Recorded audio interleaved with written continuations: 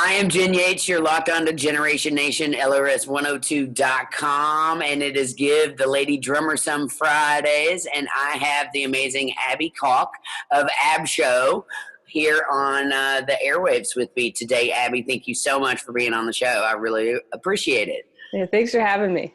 Yeah, so I just want to let listeners know, because obviously they're going to be listening and you can't see us, but Abby here has quite the story, and I'm really curious to interview you today because I randomly came across a video of yours on the internet, and I added AbShow on Facebook, and then I started watching your videos, and then I saw that you were playing drums, and I am a professional female drummer, and we feature a lot of drummers on this show, and obviously it's Friday, give the drummer some Friday, give the lady drummer some, and I wanted to talk to you a lot about your drumming and also your limb difference, because you are missing part of your arm. So I want to start by telling a little bit about yourself. Tell the listeners about yourself, and also can you go ahead and get started on how the limb difference came about?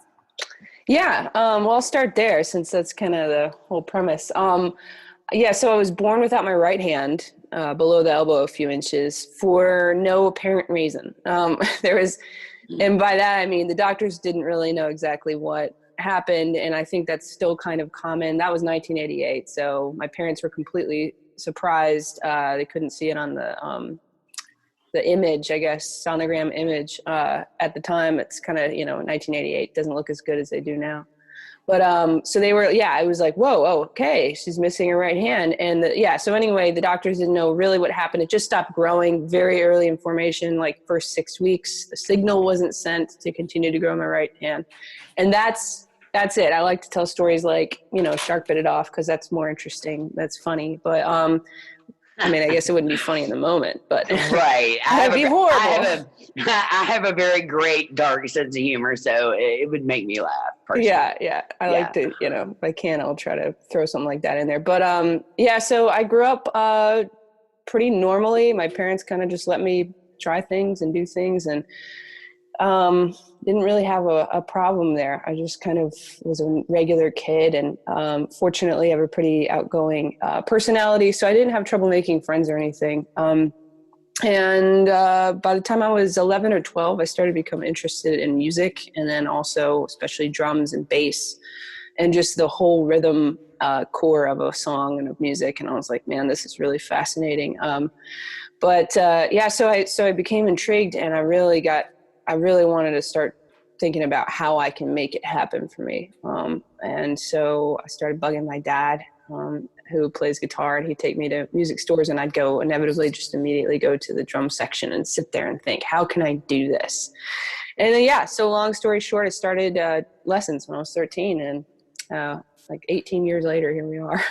Yeah, I have so many questions. I find you highly fascinating. I love your story already.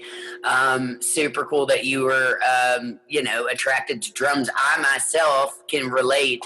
My father was a drummer, and he's a vintage drum collector. So I'm 42. I'll be 42 this year. And since I was about 2 years old, I've been behind a drum set. I don't have any memories without one. So I was always around drums, just addicted to it, and music. I definitely talk about this a lot on the show. Music is the universal, it's the healing force of the universe. It really is. I've taught kids who couldn't even speak. They were mute, and we learned to communicate through music somehow, That's awesome. Yes, as well as taught kids with autism and kids all over the spectrum, and people with brain cancer, and just fascinating things. So you fascinated me by first off that sorry to hear about the being born that way, and they really literally couldn't do anything about it. But when you started your first drum lesson, how was your instructor with that? And how did you come up with the idea to do the strap with the drum stick on the arm? Because most people, I would think, would just not use it. You know what I mean? Right. Yeah. Really funny question, because it definitely, there was a reaction, but so actually I'll click back to that bugging my dad thing, because that's like, that backs us up pretty well. But so he said, I basically was like, Dad, I would love to learn how to play drums. Do you think you could put me in lessons? And he was like, well, yeah, I'd love to, but figure out how you can hold two sticks comfortably, you know? And then when you do, then we'll do that. We'll talk about that. So I guess in his mind, he was thinking, you know, she should try to do it as conventionally as possible. He played drums before he played guitar, as he was in a high school rock band. And so I think he was just thinking along those lines. Yeah. And so I was like, okay. So I was always such a super tenacious kid, and I didn't like to waste time. When I really wanted something, I just wanted to go after it immediately. And so I think I went to the garage and found duct tape. And so I just duct taped the stick to the end of my arm. And that's actually how I showed up to my first lesson. I had a roll of duct tape, or I had already done it. I can't remember, but I had become pretty comfortable with it, because I would kind of play on pillows and stuff a little bit before I started drum or lessons. And anyway, so I kind of had this method down, and that's actually for the first couple of years I used duct tape only. I didn't have the strap that I have now. That's developed over the years. But so I walk into my first lesson, and my instructor is standing there, and we had met before, so he wasn't unaware that I had one hand. He knew who I was, but I don't think he knew about the duct tape. Anyway, so he was like, all right, well, let's get started. I mean, that was basically his reaction. He was like, he's a super professional and really amazing, talented musician, and he was just ready. So like, whatever. So we started, and quickly I picked it up, and I remember him saying things like, you know, you're developing really fast, in some ways faster than average. And that gave me confidence, and I didn't really ever look back. Wow. That's an amazing story. I'm just, again, blown away by most all of it. Have you found that there's any differences? I mean, there has to be, because when I teach music, and you make me think of drumming almost in a completely different sense, you know, in a way, because I have yet to teach any students that have any limb issues. Mm-hmm. I would love for the opportunity, though, because I think it'd be fascinating to do at least, you know, once. But, you know, so much of our focus when I teach is on the grip, that the fingers grabbing the drumstick, how to hold the drumstick. And you can do that with one arm, you know, with one hand, but on the other side, because of the strap, I would think that would be extremely difficult. So how do you achieve things like eighth notes, 16th notes, triplets? You know, is it a workout in the muscle of the shoulder, or I'm just blown away by what you actually use, you know, to make that happen? And I only say this because from your videos that I've watched as a teacher, you know, I'm like, wow, she's really doing some stuff, you know. And we're all familiar with Rick Allen. Mm-hmm. I still am a huge fan of his. I've had the pleasure of sitting right next to him while he played a whole show with Def Leppard, and just was like blown away. He was one of the main reasons, other than Phil Collins, that I got into electronics, because they built a lot of electronic pedals for him, Right, because of his limb difference. So I guess my question is, you know, do you have to work your muscles differently up at the top of the shoulder because you can't have that physical grip with your fingers? Yeah, great question. I guess for, you know, I can kind of show you, but for listeners who are just they can't see this, I have about 3 inches of my arm below my elbow. And so I do have an elbow. That's key. Some people who are born with a limb difference don't have as much of the arm, or they don't have an elbow, or they don't have an arm at all. In Rick Allen's case, his accident would cause the amputation to be all the way up on his shoulder. So he had the pedals and the electronics and the devices that were developed for him make perfect sense, because he didn't have anything to work with on that side. But I do. And I've got kind of an advantage, I guess, in that sense. So the way that I mimic, like, the action that you get from a wrist, or the feel, or quote unquote, is first, the strap that I use and that I developed gives a little. It has a little bounce. And so when the stick strikes the drum, I can feel how I'm hitting. I can, by the end of my arm, which I call my paw, or as a kid, I just always called it a nubby, but for YouTube and stuff that I do online, I've started calling it a paw, because especially because the kids think that's funny. But yeah. I can actually kind of, it's not like, it's interesting to describe. So like if you were to pick up a baseball bat and you were to hit the end of a drum, you really couldn't control very well how the sound of the drum is the result of the sound, because it's so heavy and cumbersome, and you can't have feel, as musicians say, because it's just this big cumbersome lump of wood. And that's not how drumsticks are. They're light, they're delicate, and you can feel them and manipulate them so that they sound different, and they sound really dynamic. So I say that because the stick that I use at the end of my arm is unlike that. I am able to feel the dynamics of the strikes enough so that I can, when I want a little bounce or a little speed or a lot or a medium, I can do that. And so when it comes to development of the muscles, it's more or less it's actually more that I'm controlling that with the end of my arm and less from my shoulder.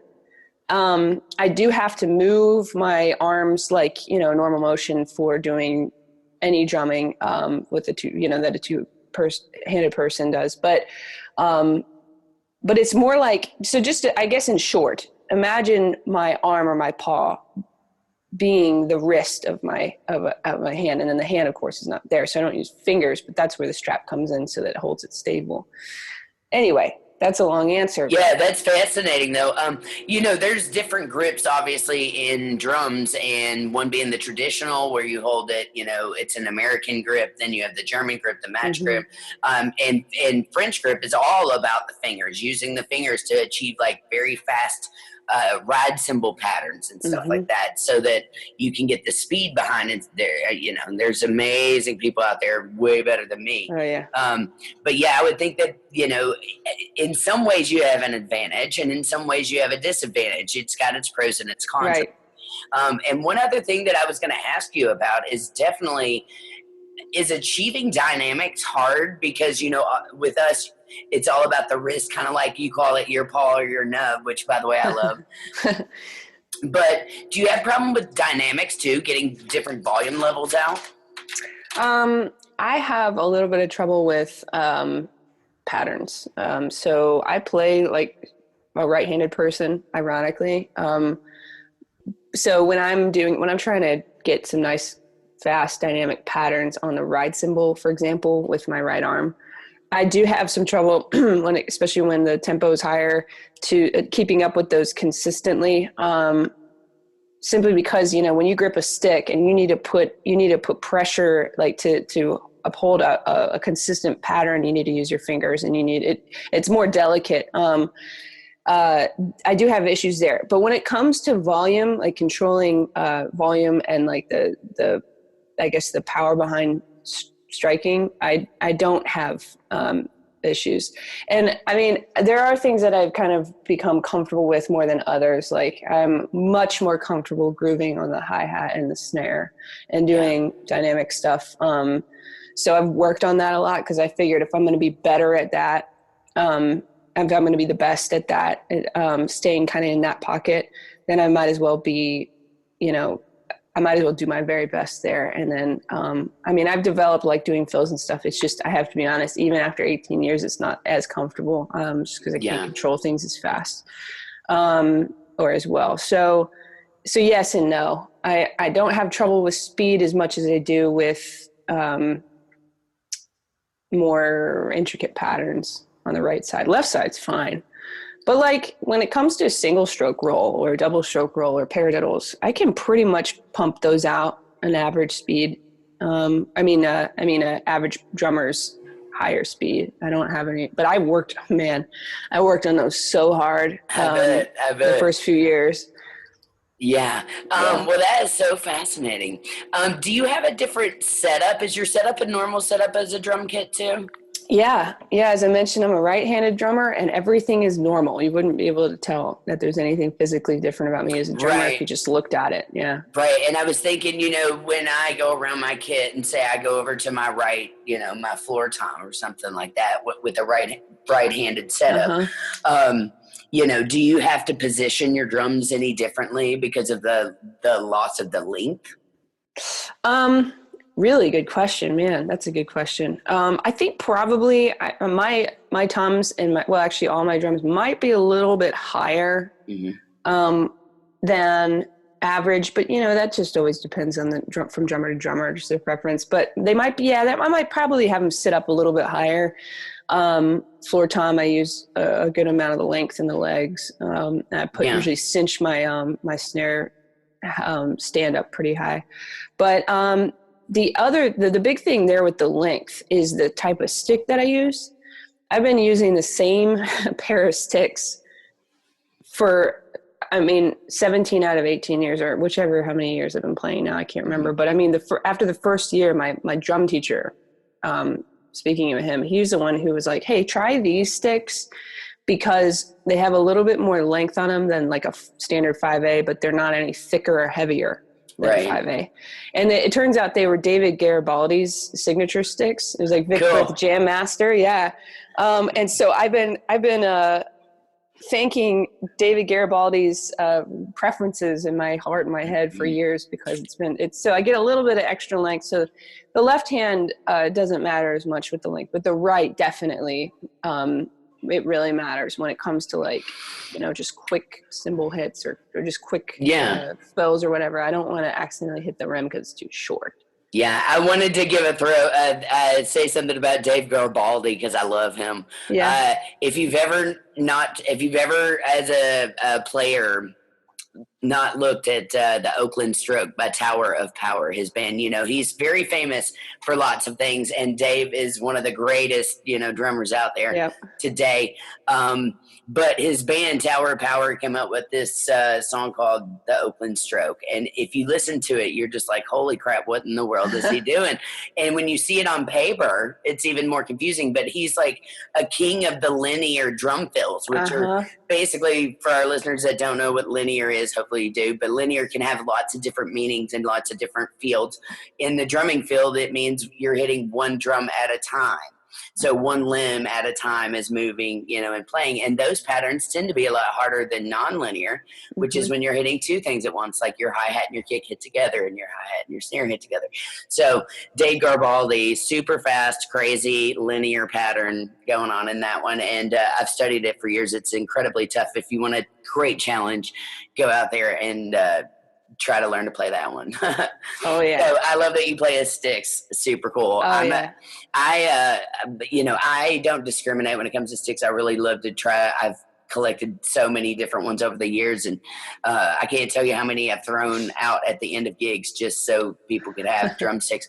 But I'm a big fan of the Steve Gads myself. I'm a huge Gad head, and I like the studies, Purdy, and there's just so many. James Gadsden, John Bonham. I started in rock and roll kind of first. I was going to ask you a little bit about that when you got into music, and you wanted to play the drums. Was there a particular style of music? And I only ask this because LRS, the radio show you're on right now, we are one of the first rock and roll stations in Louisville, Kentucky since 1964. Cool. So when Pink Floyd and Zeppelin was coming out, we were spinning those vinyls first, and we were doing huge album cuts and playing entire vinyl records and cool stuff back in the day.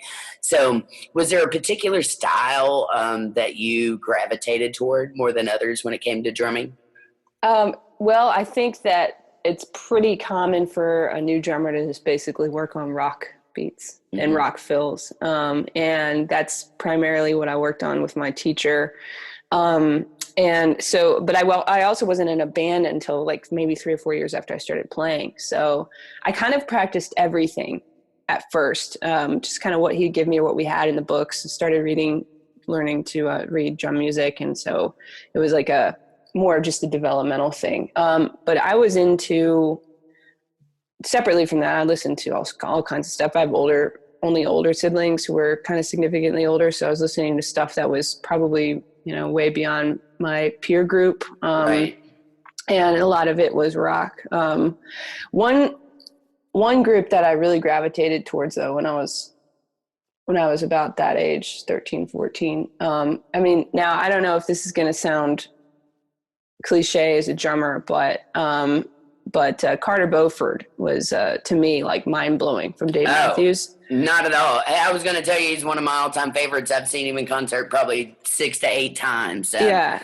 I spent a lot of Dave Matthews Band on this show. In fact, can you see this picture behind here? I know our listeners can't. Is he the Godfather? Well, it's an art piece of all these famous people who have passed, and some that are still around. And Dave Matthews is up in there. That's awesome. Yeah. No, but I'm a huge fan of Carter Beauford. He's a lefty, right? He plays open-handed. He does, and I think a lot. He was a jazz protege, right? Yeah, well, no doubt.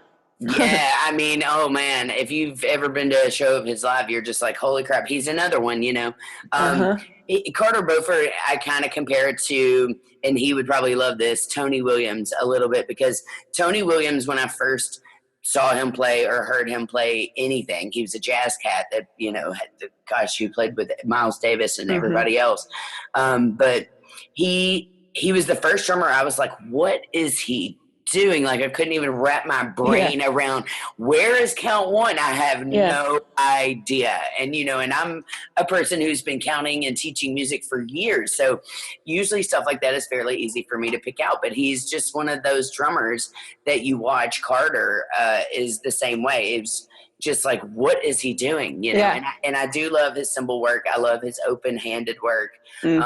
He wears gloves too, which is really interesting. Yeah, he does. He's a big dude, and he is strong. So I'm a huge fan. So continue on, but I love me some Carter Beauford. I could talk all day about him. Oh yeah. I bumped into him in public about a month ago, and he's incredibly nice. I didn't bring up anything about drumming. I just was kind of playing. Oh man, you're better than I am. I would have been like, oh my God, I'm a huge. I know. I would have fangirled out a little bit. I know. I was working very hard to not, but yeah, he was my first inspiration, and really it kind of latched on to the level. I just was like, okay, I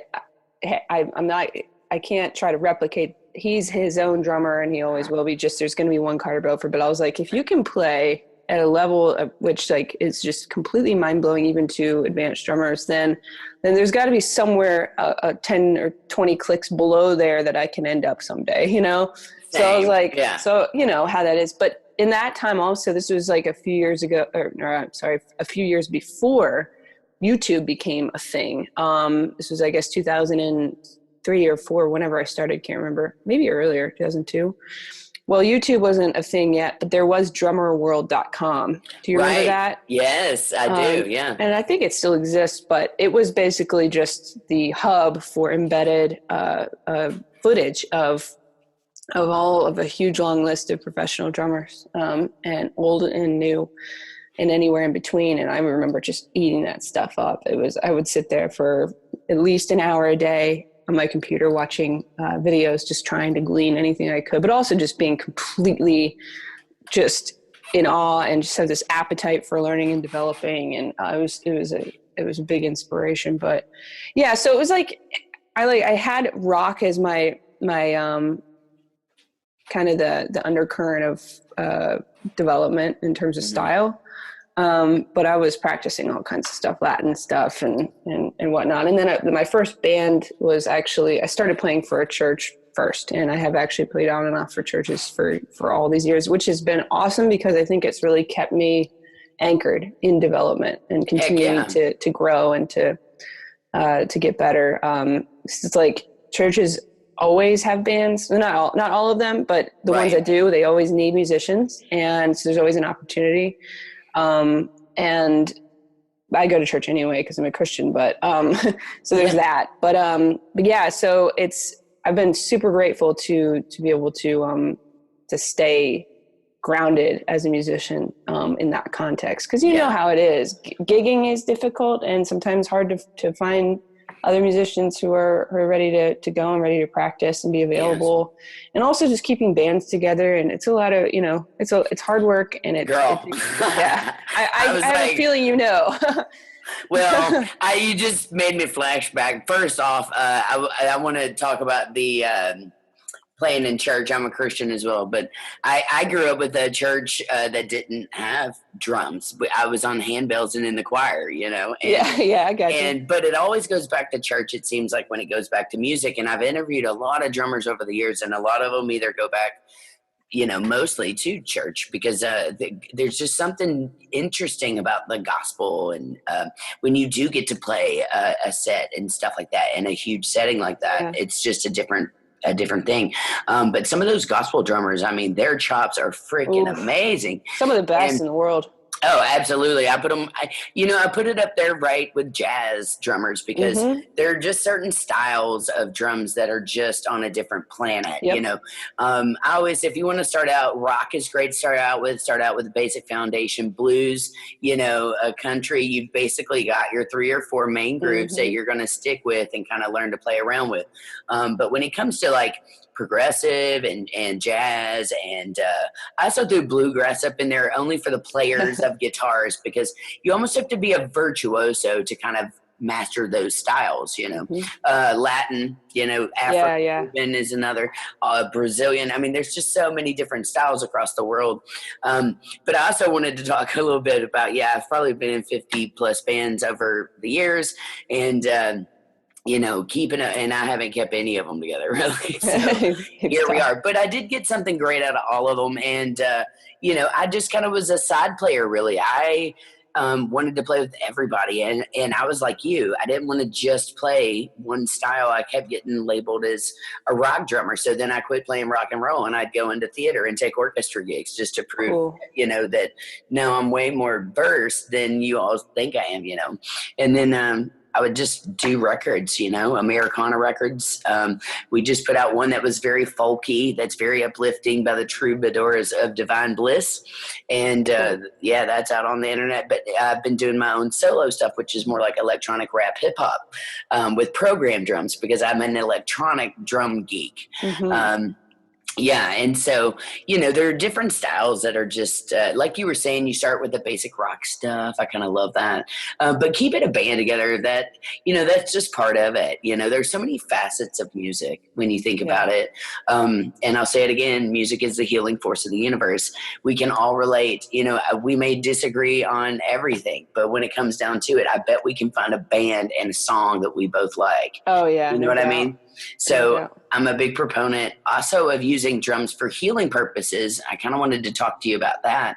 There are, if you read anything by Mickey Hart, who is the drummer of the Grateful Dead, or one of the two with Phil Krutzman, he writes a lot of these amazing books about, one in particular stands out. And if you haven't read this as a drummer, you definitely want to, listeners, go pick it up. It's called The Magic of Drumming, and it can be found on Amazon.com or wherever. And he talks about rhythms, and he talks about, he's a what I call an anointed artist. He's a guy who's just on a completely different plane. Like we were talking about Carter Beauford, we were talking about Tony Williams. Those are the same kind of cats. They're anointed musicians.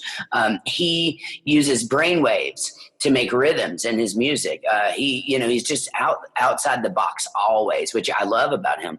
But he talks about there are certain different rhythms that put you into like trance-like states, and he goes through all the studies of, and I love to read studies on this, how music heals the body through vibration, just like you were talking about with your paw and your nub. You feel the vibration of that. And there's been tons of conspiracy theories over the years that date back to the early 1900s that talk about, they think that they had the cure for cancer via vibration, musical vibration. I'm a big fan of hertz waves and stuff like that, and looking at the actual audio hertz.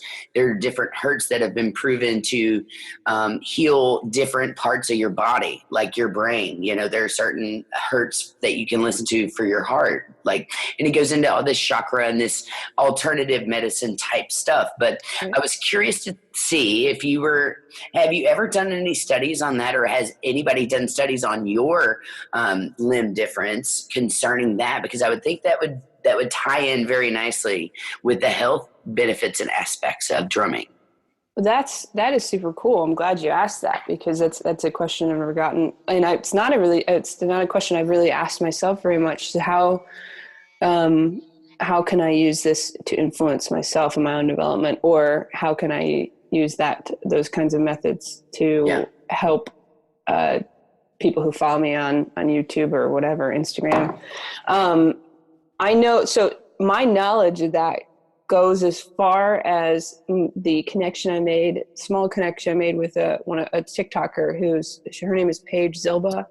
And she's kind of more a beatboxer than anything, or I should say that's her anchoring point. But she, I believe, works with children and does music as therapy, and does rhythm as therapy. And she's got the perfect personality for it. Really, really just vibrant, bright, loving personality. Anyway, if any of y'all want to check her out, Paige Zilba on either Instagram or TikTok. She's become quite famous on TikTok. She has like 1.5 million followers and stuff. I just got on TikTok. I do not, I'm trying to keep up with all this social media stuff. Yeah. I'm like, I haven't learned to navigate it yet or really work with it. Yeah. Well, it's an interesting platform. It's kind of like Vine, short video platform. But it's kind of exploded now that everybody's at home because of the pandemic. It's right. It was already big, but I got on it about a year ago. I was like, man, this thing is going to blow up someday. And it really has now in the last few months. But I know, I looked into getting stock from TikTok, but it's not on the stock market yet. Oh, gosh. Come on. That's a smart move if you could make it. Yeah, absolutely. Yeah, way to capitalize. So that's as far as that goes for me. But I mean, I know that there's something subconscious about rhythm as a therapeutic method and as a developmental method. And I don't know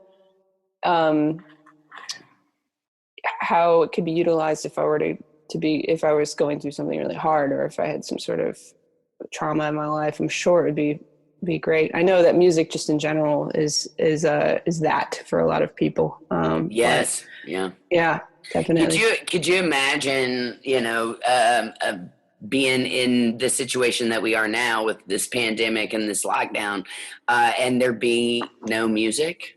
No. I mean, do you mean, we take for granted, I say this a lot, we take for granted so many things outside in our normal daily activities. And I think definitely now more than ever, we're getting shown to us like what is really important. Yep. You know absolutely. What I mean? Yes. Yeah. And more than ever, music and art will always be in the forefront of the importance, because it's how we express ourselves. It's how we heal. It's how we get our minds off of things that we don't necessarily want to have to think about negative stuff all day long. Mm-hmm. So we can go out here and paint a picture, or we can write a song to get our anger out, Mm-hmm. I say this a lot on the show. If kids in schools, when they're in schools, outside the pandemic world right now, but kids in schools, there was all these school shootings going on, and there's all these horrible things going on in these schools, and nobody can seem to get it under control. And I kept saying, if these kids had a platform, they have no way to express anything. They take the arts out of the schools these days. So mm-hmm. if they're not sitting behind an instrument playing, or they're not, having some sort of productive and proactive way to get to feel these feelings and let them express those feelings, and then let them pass through those without going into a school and shooting it up. Mm-hmm. If they had a platform like a recording system at home, to where they could sit at home and write out their anger and express their anger through putting their voice on a tape or making videos, and right. You know what I'm saying? So I always just feel like art is just something that we definitely should not cut out, and it's something that I think we're realizing is super important right now, Mm-hmm. because it's the only thing to get our minds on some sort of positive level, or and music can also tap into all those emotions, and it taps into the brain almost more than anything else other than smell. If you think about when you're walking through a field and you smell a certain smell, it triggers your memory back to, Yep. oh, that was my grandma's cologne that she smelled like when I was a kid, or whatever. Mm-hmm. Music is the exact same way. So music and smell are the two top things that trigger every part of your brain. And so if you think about, you're in a car and you turn on a song, and then all of a sudden you're like crying your eyes out because it reminded you of your first breakup or something Yeah. like that. That's Yeah. how music works. And it's Yeah. so healing for the brain because, like I said, I've taught older students with brain cancer. And I tell you what, their short-term memory was completely gone. I mean, I would have to show them basic patterns like the paradiddle over and over Mm-hmm. and over again. But the cat was a jazz guy, and he used to write for Downbeat magazine, and he basically educated me more than I educated him. He taught me so much about jazz drummers, and just he knew about them, Right. but he just wanted to play drums. And so I saw a lot of progression and just simple things like that, because he was getting his mind off of every day. And I tell you what, he was getting great, and continued to get great and still is doing great. So That's awesome. yeah, it's fascinating, to get to the position I'm in to teach students. And honestly, I didn't set out to do that. It just kind of happened. I was working at a music store teaching lessons, and then all of a sudden one day I got a phone call. Hey, would you consider taking this kid? They have autism. And I said, sure, yeah, I will, and so I started that. And then I saw all these medical breakthroughs that I was like, wow, doctors and scientists and all these people need to see this. So I started asking the parents if I could video the progression over a couple of years' times of drum lessons. And they said, yes. And I would make these videos to kind of show, by the end of it, the kids had busted through a lot of these physical impairments. They couldn't hold the sticks. They would shake when I first got them. And then all of a sudden they had this like sense of confidence when they started playing great, and then they would play in front of their schools. And then all of a sudden the not so popular weird kid became the super popular cool kid, That's and awesome. yeah. And so I just saw all these medical benefits to it. So I didn't set out to do it. It just kind of happened that way. And because of that, I got semi-recognized in a book about women drummers with Sheila E. and all my idols. And, and I've just kept going into hospitals. I go into last year, I went into a hospital unit and taught 16 sexually abused women drums. I go into these hospitals and teach them, and they all, you just see their spirit lift up. Yeah. You know what I mean? It's like music is so healing. That's what I guess the whole point is. And that's honestly the reason why I wanted you on my show today. Because, I look at you as an inspiration. I don't know if you've noticed or not, but I always share your videos in the Drummer Girls United group, because we're up to, I think, almost 6,000 to 7,000 people in that group. And Tammy Mitchell Woods, I met her several times now, and she's been on the radio show. Her goal was to connect women drummers all over the world. So we represent like 65 different countries around the world, right? Yeah. And Tom Tom Magazine, Mindy Albowitz Monk, Tom Tom Magazine was the first women drummers magazine out there. And they were as big as the Rolling Stone, and they're still kicking. They're doing live drum lessons on their Instagram, on IGTV every day, Monday through Friday, with different instructors, female instructors, and gender nonconforming artists around the world, which is really fascinating. And so I'm always, being like, man, I'll put your stuff in there, and they'll get tons of hits, and all the women are just very inspired by it. It's one of the most inspiring groups I've been around. It's so positive, everybody. So, and I was telling this to Mindy. the other day, or maybe Tammy. It was like, I would post my drum videos in these forums that had dudes, and no offense or dudes at all, but they would come back with, oh, you loosen up this or da da da da. Yeah, real critical. Yeah, very critical. And then I found the Drummer Girls United group, and I started posting in there, and everything was completely the opposite. It was positive. It was, oh wow, your chops are amazing. Da da da da da. And not that I needed that, but I'm just saying the difference of the group post was very interesting. So I love that it's a group that keeps us together, and we get to network with these powerful women all over the world, and see people like you and your limb difference out there rocking. You know what I mean? Yeah, so I'm very thankful about that. I've got a couple random questions because I love to do this on my show. Who is your favorite Beatle? Oh, well, Ringo.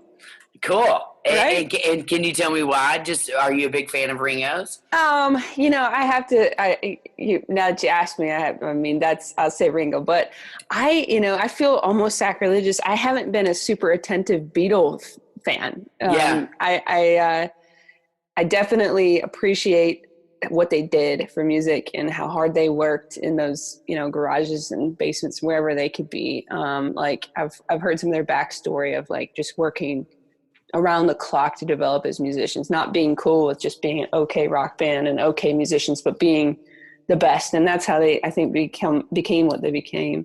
But I'm not really, I just have not been a super big Beatles fan in my life. It's not because I don't like their music. It's just that I guess my focus has been elsewhere. So I'm being honest, but I know I sound super uncool.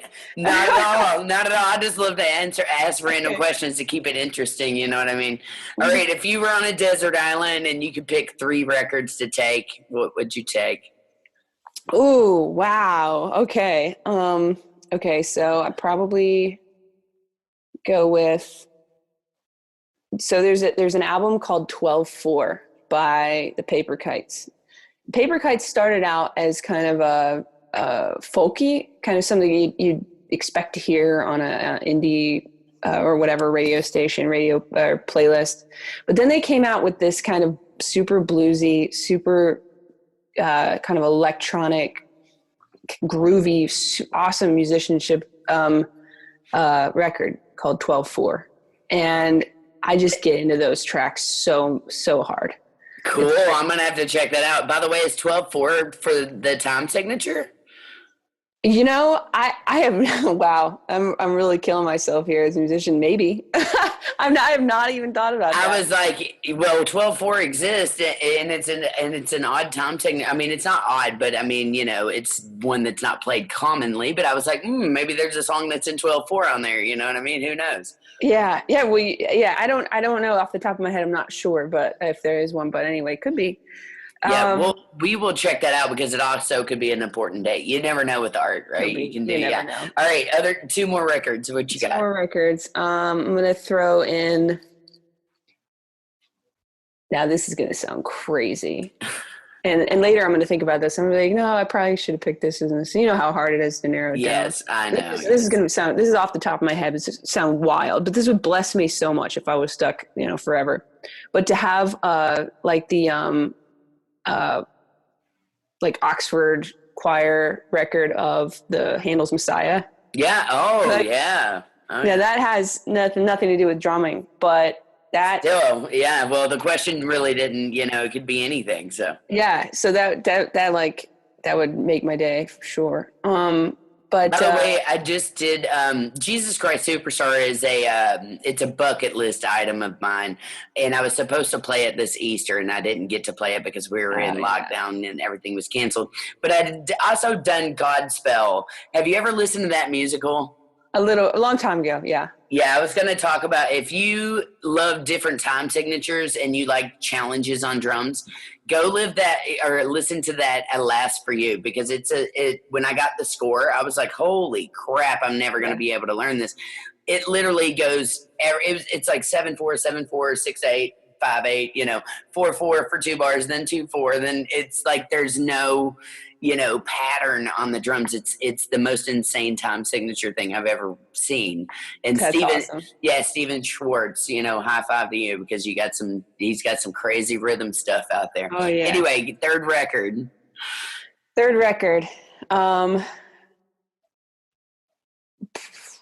I think maybe High Violet by The National.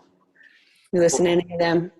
Yes, I love The National. Yeah, in fact, I've seen them a few times live. Yeah. Cool. Well, so now that like I said, I'll think about it later. I'm like, well, probably, but if I really had a gun in my head, I'd have to choose like probably 3 more Crucial albums. But if I was just like running through the Fire in the Building and those were the only things I could think of, I'd be pretty happy with that. Heck yeah. I love that. I love that answer. Let's see. So Abby, one other thing, you started the online thing called AbShow. I want you to explain that to me exactly. It's like an online group, right? Yeah, it's more or less my channel name, my YouTube channel name. And then it kind of spread out and became my Instagram page name, and then Facebook also. Cool. And if people say are listening to the show and they want to check you out and check out your videos, where do they go? Yeah. So my main presence is YouTube. So if you were just to type in AbShow, that's AB show, no space, on YouTube, you'd find me probably at the top, first result of the channels. Yeah, check it out. Look, I'm going to go do it right now because I have a YouTube channel and I always see you on Facebook. I didn't even know, you forget because there's so many platforms today that we have to keep up with that. Oh, I see you on Facebook and then I go do my own YouTube stuff and da-da-da-da-da. Yeah. But you forget, I should search for them on all platforms. You know what I mean? So I'm going to do it right now. And if you're listening out there in Radio Land, you should do it with me. Pick up your phone. Go to AbShow, AbShow, and hit the subscribe button. And wow, you got a lot of subscribers. Yeah, I've been on there for about 3 years, and I've been really trying to develop that over time. And Instagram has also become a pretty decent following and a really fun place to share my stuff. Yeah, Instagram really. I was going to say Instagram is really making headway right now. Well, all social media, to tell you the truth. Yeah. But there's some, like you were talking about the TikTok earlier, Instagram, they came to me and said, hey, would you do live drum lessons on the Instagram TV thing for like little 10-minute snippets? Mm-hmm. And I was like, sure. I've been teaching for years, but I never really thought about using Instagram as a platform until then. So I'm going to your Instagram now. Is it still AbShow? Thanks. Yeah. Yes. All right, cool. Oh, I'm already following you on there. I think. Cool. Yeah, I already got you on there. Man, I get lost in social media sometimes. I tell you, it's a lot to keep up with, but I'm a big fan. Like I said, I'm glad to have you on the YouTube. I've been working on my YouTube for a long time too, and mine's quite nothing like yours, but I've got everything from the radio show archived, which by the way, this will be archived for later listening on YouTube. So I will definitely share you the link when that comes out and I get all the uploads done. But yeah, I just started filming all my live shows, and then I decided to put playlists on there. So I've got all the records that I've produced over the years. I was fortunate enough to work with an artist called Beverly McClellan. She was on The Voice season 1. Cool. I recorded her the last 6 years of her life, and she died in October of 2018 of cancer unexpectedly. So I was left with all of her recordings and all of our duo project, Hillbilly Swagger. So there's a lot of Hillbilly Swagger playlists on there. I also have Jyneration Studios, which is my teaching business, me teaching all the kids and showing all the, the autism videos and all that stuff that I was talking about earlier. So definitely check out my YouTube as well as Abby. And Abby, is there anything that we've left off today that we haven't talked about? I think we've pretty much covered almost everything. Yeah, I covered a lot. By the way, I'll get, as soon as I'm off of here, I'll go and subscribe to your YouTube channel as well. Thank you. Yeah. Appreciate it. Hey, by the way, I just, not to talk all about myself, but I just dropped 30 new tracks yesterday on my Bandcamp, and I have been producing for the past 20 years a lot of different artists, and I finally decided to do my own, like I was talking about earlier, electronic hip hop rap solo record. It's called Herstory, and it will be dropped on all platforms very soon. I've been working, it's a process to get all this stuff up and, get artist checks and your blue marks and all this stuff that you've got to do. But on Bandcamp, if you go to Jyn Yates on Bandcamp, I dropped 30 tracks yesterday for free, and then they'll be up on Spotify and all that good stuff coming up soon. So, anyway, thank you for saying you'll go subscribe and all that good stuff. Absolutely. Yeah. I'll check that out too. That's really exciting. Yeah, us artists got to stick together, especially as the female drummers. And I tell you what, I've been saying this for a while. 2020 is the year of the female drummer. That's awesome. I love that. Well, we certainly are in a special time. It's a tough time, and it's a trial to be where we are now as a world. But it is, like you mentioned, it's giving us a unique opportunity to develop creatively and to look at one another as community and as building relationships and as friends and connections that we're don't have as much time to look outward and be focused on what we were focused on before. And now it's time to do things like this and to take time for one another. And I love that. And I tell you what, I'm very thankful of this time because, artists love seclusion because we get stuff done in seclusion. I put up a meme and I can't remember the exacts of it, but it was all these famous literature books and, famous works of art. And every one of them had been done while someone was in seclusion. It was this, Shakespeare wrote this while he was being this way, or, while this guy was in prison, he wrote this very famous book that we still listen to today. Artists love seclusion because it's a time that we can literally get away from the outside world and then invest our time in art because as we know, to write and produce a song, it's going to take a lot of time. So, when it comes down to editing and all the stuff you've got to do today. So I agree with you today. This is an artist dream right now, but it's also a cool time that we get to network and talk to other people. I forgot about one question that I wanted to ask you earlier that I didn't, and I want to know the answer to it. So I'm going to ask it before we log off. When you were playing out and stuff like that, when we could gig out, and we all know that we're going to gig out again eventually because we're going to beat this stuff. But did you have any issues with setting up your equipment and stuff like that because of your limb difference? That's a great question.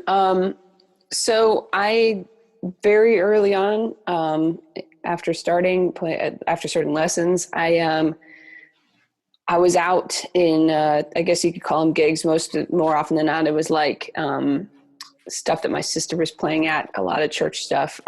She plays cello, and I just kind of followed her around because I was 13, 14, had nothing to do, couldn't drive anywhere. So I just tagged along with what she was doing. She was playing a lot.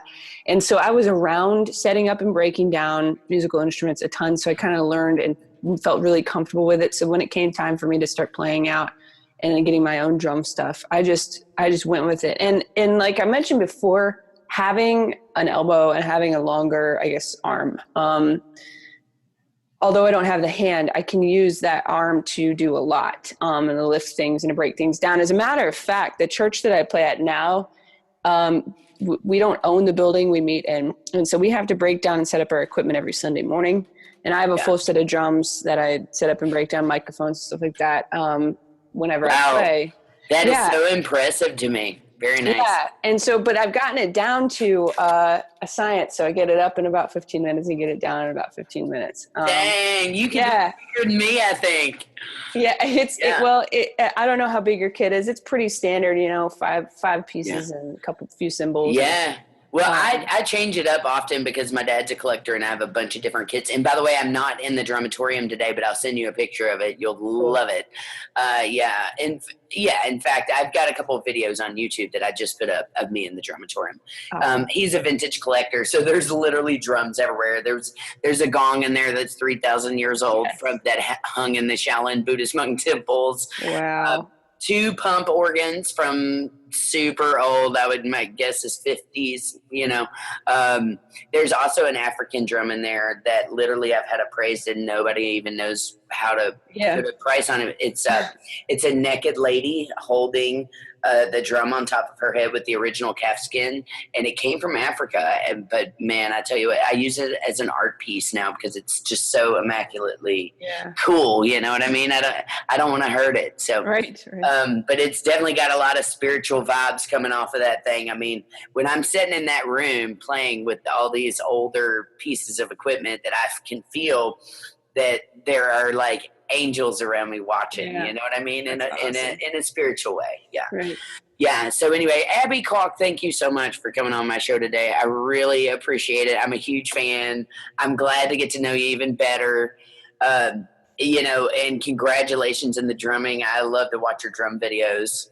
Thank you so much. Thanks for having me. This has been really fun, and I'm excited for you and everything you're doing. And Thank you. I'm just an old country girl, and I like to do silly things. You know, you might see me on a hay ring out there banging glow in the dark sticks in the middle of the night, you know, with cows surrounding me. I just, you know, I kept thinking, with the drum videos, I would watch everybody else's videos and I'd be like, man, how can I make mine like super interesting, you know? And so then I decided, well, a lot of people are in cities that are watching this, and they're in cities all around the world. And I'm in, you know, the country right now, surrounded by, you know, yesterday I saw goats and turkeys and, you know, random things. So I was like, why not utilize that and make these really weird videos of me standing in a creek playing a drum or, you know, me playing a hay ring kind of thing. So I'm always trying to, you know, be interesting, when it comes to the videos, because there's so many, you know, these days. Yeah. Especially right now, since we're all in isolation and we're all, watching all this. Anyway, well, congratulations on your drumming. I'll keep watching your career online. If anybody listening wants to go check out Abby, they can do so on YouTube at AbShow, also Instagram, AbShow, Facebook, AbShow. I mean, do you have a Snapchat too? Actually, no, but if I did, it would be AbShow. Right, yeah. Well, anyway, thank you so much, Abby, for coming on the show. I really appreciate it. Great to get to meet you. You too. Thanks so much. All right, that was Abby Caulk with AbShow. I'm Jyn Yates, and I hope you have an awesome and groovy Friday, y'all.